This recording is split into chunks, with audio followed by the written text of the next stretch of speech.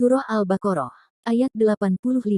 Kemudian, kamu adalah mereka yang membunuh diri kamu dan mengusir segolongan dari kamu, dari kampung halaman mereka, kamu bantu-membantu terhadap mereka dengan membuat dosa dan permusuhan. Tetapi jika mereka datang kepada kamu sebagai tawanan, kamu tebus mereka, padahal mengusir mereka itu juga terlarang bagi kamu. Apakah kamu beriman kepada sebagian Alkitab, dan ingkar terhadap sebagian yang lain? Tiadalah balasan bagi orang yang berbuat demikian, daripada dikembalikan kepada siksa yang sangat berat. Allah tidak lengah dari apa yang kamu perbuat.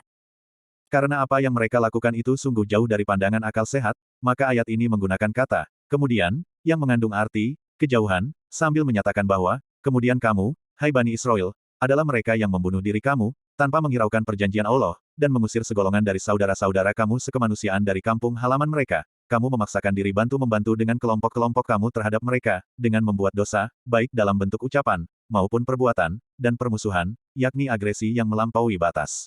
Itu sikap kamu terhadap mereka. Tetapi jika mereka, yakni kamu yang saling bantu-membantu dengannya itu datang kepada kamu sebagai tawanan, kamu tebus mereka dengan berbagai jalan, padahal mengusir mereka yang kamu bekerja sama menghadapinya itu, juga terlarang bagi kamu. Apakah kamu beriman kepada sebagian Alkitab yakni percaya dan mengamalkan sebagian kandungan Taurat, yaitu menebus mereka, dan ingkar, yakni enggan terhadap sebagian yang lain sehingga mengusir yang lain? Tiadalah balasan bagi orang yang berbuat demikian daripada kamu, melainkan kenistaan dalam kehidupan dunia, walau kalian menduga dan berusaha memperoleh kemuliaan. Dan pada hari kiamat, mereka dikembalikan dengan membangkitkan mereka setelah kematian, kepada siksa yang sangat berat. Ini karena Allah mengetahui apa yang kamu kerjakan, mengetahui pula motif kamu, dan Allah tidak lengah dari apa yang kamu perbuat, sehingga Dia memberi balasan yang setimpal kepada kamu. Kata, haula, atau mereka, pada firman-Nya, summa antum haula, artinya, kemudian kamu hai Bani Israel adalah mereka, dipahami oleh Al-Bikoi sebagai mengandung makna penghinaan. Ulama itu mengomentarinya dengan berkata, kamu adalah mereka, orang-orang yang hina, lagi dikuasai, dan tidak dikenal, tidak juga diketahui dengan nama apa mereka dipanggil. Dapat juga kata tersebut berarti, kamu adalah mereka yang hidup pada masa kini, yakni masa turunnya Al-Quran. Jika makna ini diterima, maka penggalan ayat tersebut berbicara tentang kelompok orang-orang Yahudi yang hidup pada masa Nabi Muhammad SAW. Mereka membunuh dan mengusir sekelompok manusia dari kampung halaman mereka, dengan saling membantu mencelakakan mereka yang tidak sekelompok atau seagama, serta berbuat dosa dan agresi. Apa yang mereka lakukan terbatas hanya menebus saudara-saudara sekelompok mereka yang ditawan musuh, tetapi pengusiran terhadap orang lain tetap mereka lakukan, padahal ini juga terlarang bagi mereka. Sebelum Nabi Muhammad SAW berhijrah ke Madinah, di sana terdapat dua kelompok Arab yang saling bermusuhan, ialah kelompok Aus dan Khazraj. Sebagian orang Yahudi, yakni kelompok Bani An-Nadir dan Koinukok, memihak kepada Khazraj, dan sebagian lainnya yakni Bani Quraizah, memihak kepada Aus. Bila ada orang-orang Yahudi yang menjadi tawanan-tawanan perang, mereka dibebaskan. Padahal, ketika perang berkecamuk, mereka tidak segan-segan membunuhnya.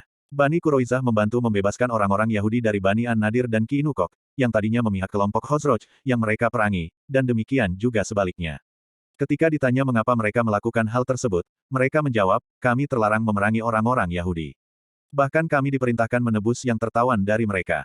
Tetapi kami terpaksa berperang melawan orang Yahudi, karena kami malu untuk tidak membantu suku yang terikat perjanjian bela-membela antara kami dengan mereka. Dalam hal ini, suku Aus bagi kelompok Bani Quraizah, dan suku Khazraj bagi Bani An-Nadir. Allah mengecam mereka dengan firman-Nya, apakah kalian beriman kepada sebagian Alkitab dan ingkar terhadap sebagiannya yang lain, yakni melaksanakan perintah menebus tawanan dan mengabaikan perintah lainnya, seperti berperang, mengusir, dan bantu-membantu dalam kejahatan. Kedurhakaan mereka dinamai kekufuran, karena kata kufur tidak selalu berarti keluar dari keimanan. Tidak melaksanakan perintah Allah juga dinamai kekufuran, bahkan tidak mensyukuri nikmat Allah, atau kikir, dan enggan membantu pun terkadang dinamai kekufuran oleh Al-Quran.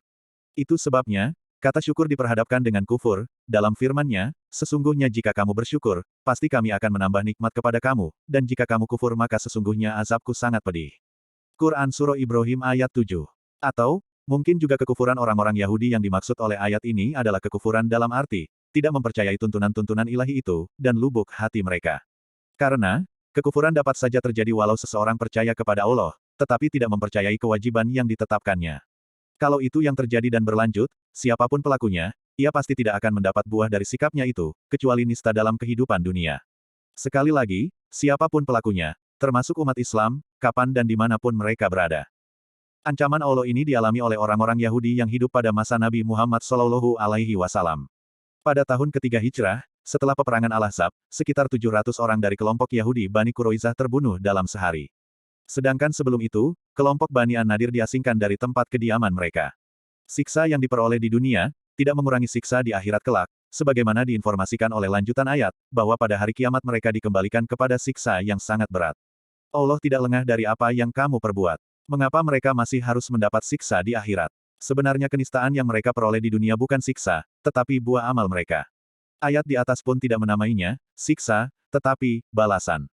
Di sisi lain, sanksi yang diterima di dunia baru dapat menghapus sanksi akhirat bila sanksi duniawi itu berupa had, atau ketetapan hukum yang ditetapkan langsung kadar dan syaratnya oleh Allah dan atau Rasul-Nya, seperti sanksi hukum terhadap pezina, peminum, atau pencuri dan perampok. Sedangkan akibat perbuatan aniaya yang tidak ditetapkan kadar sanksinya, adalah buah perbuatan. Karena itu, sanksi pelanggaran akan diterima di akhirat kelak. Itu sebabnya, lanjutan ayat ini menegaskan seperti terbaca di atas. Memang, Allah tidak sedikit dan sesaat pun lengah terhadap yang kamu semua kerjakan. Ayat 84. Dan ingatlah, ketika kami mengambil janji dari kamu, yaitu, kamu tidak akan menumpahkan darah kamu, dan kamu tidak akan mengusir diri kamu sendiri dari kampung halaman kamu, kemudian kamu berikrar akan memenuhinya, sedang kamu menyaksikannya. Mengapa mereka bersikap, dan berlaku seperti yang diuraikan oleh ayat 84 dan 85? Mengapa mereka tidak menepati perjanjian? Mengapa mereka mempercayai sebagian kandungan kitab suci dan mengingkari sebagian lainnya? Penyebabnya adalah, karena mereka adalah orang-orang yang menukar kenikmatan yang dapat diraih dalam kehidupan di akhirat, dengan kenikmatan sementara dalam kehidupan dunia, yakni karena mereka terperdaya oleh gemerlap duniawi serta kesenangan hidup sementara, dan berusaha dengan berbagai cara walau yang tidak halal atau tidak wajar untuk memilikinya. Sampai-sampai, mereka menukar kenikmatan hidup di akhirat dengan kenikmatan sementara hidup duniawi. Maka jangan menduga bahwa siksa di dunia yang mereka alami akan meringankan siksa di akhirat. Tidak, tidak akan diperingan atas mereka siksa, yakni siksa yang di akhirat adalah siksa yang tidak diringankan. Jangan juga menduga, ada yang akan menolong mereka. Tidak akan ada. Tidak juga mereka ditolong oleh orang lain, tidak juga dapat menolong diri mereka sendiri.